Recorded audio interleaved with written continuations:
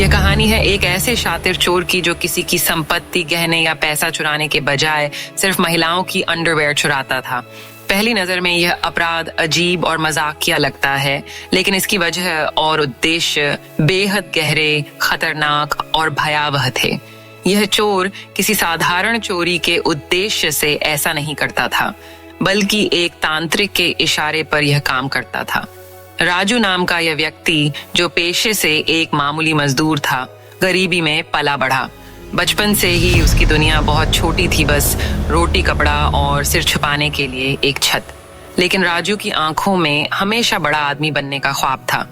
उसे अपनी गरीबी से घृणा थी और वह किसी भी हद तक जाकर अमीर बनने का सपना देखता था। एक दिन राजू का सामना गांव के बाहरी इलाके में रहने वाले एक तांत्रिक बाबा कालीचरण से हुआ। बाबा के पास लोग अपनी समस्याएं लेकर आते थे। किसी का प्रेम नहीं मिल रहा था, किसी का व्यापार ठप हो रहा था। बाबा ने राजू की दशा देखकर कहा, तुम्हारे भाग्य में धन और स्त्रियां दोनों ही लिखे, लेकिन इसके लिए तुम्हें मेरे कहे अनुसार काम करना होगा। राजू, जो अपनी गरीबी से तंग आ चुका था, ने बिना सोचे समझे बाबा की बात मान ली। बाबा कालीचरण ने राजू को समझाया कि अगर किसी महिला की अंडरवेयर चुराई जाए और उस पर तांत्रिक जोक टोक, काला जादू किया जाए तो उस महिला को वश में किया जा सकता है। बाबा ने उसे यह भी बताया कि इस प्रक्रिया से राजू न केवल महिलाओं को अपने बस में कर सकता है, बल्कि उसकी किस्मत भी चमक जाएगी। तुम्हें बस यह काम करना है, रात के अंधेरे में महिलाओं की अंडरवेयर चुरानी है। मैं उन अंडरवेयर पर तंत्र साधना करूंगा, बदले में तुम्हें नए धन, प्रेम और शक्ति सब कुछ मिलेगा, बाबा ने कहा। पहली बार राजू ने चोरी के लिए गांव के एक छोटे से घर को चुना। रात का समय था, पूरा गांव गहरी नींद में था। राजू ने दीवार फांदी और आंगन में फैली हुई अंडरवेयर में से एक को उठा लिया। यह काम जितना आसान लगा, उतना ही रोमांचक भी। धीरे धीरे राजू ने चोरी करना शुरू कर दिया। उसकी आदत थी कि वह सिर्फ उन महिलाओं की अंडरवेयर चुराता जो खूबसूरत और अमीर घरों से होती। गांव में धीरे धीरे इस बात की चर्चा शुरू हो गई कि महिलाएं सुबह उठती तो उनकी अंडरवेयर गायब हो चुकी होती। लोग इसे पहले शरारत समझते रहे, लेकिन जब यह घटना बार बार होने लगी तो सब परेशान हो गए।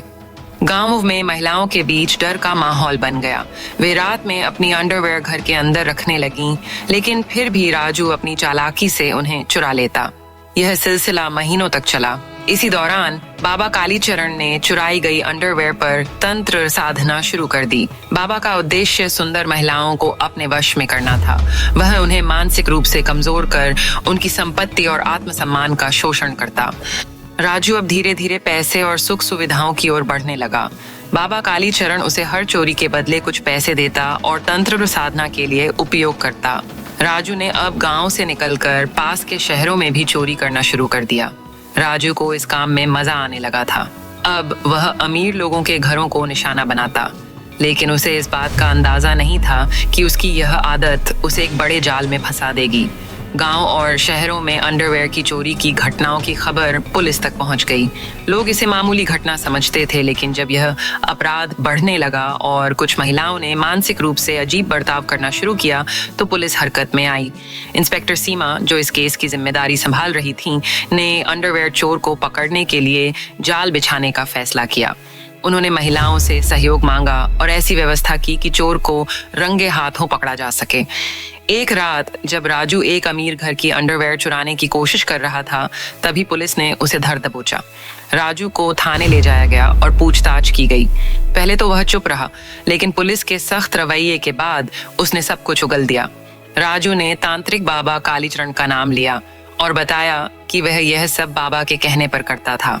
पुलिस ने बाबा कालीचरण के घर पर छापा मारा और वहां से कई महिलाओं की चुराई हुई अंडरवेयर बरामद की। साथ ही वहां तंत्र साधना के कई सबूत भी मिले। बाबा को गिरफ्तार कर लिया गया। तांत्रिक ने कबूल किया कि वह महिलाओं को अपने वश में करने के लिए यह सब करता था। वह उन्हें मानसिक रूप से कमजोर कर उनका शोषण करता और उनकी संपत्ति हड़प लेता।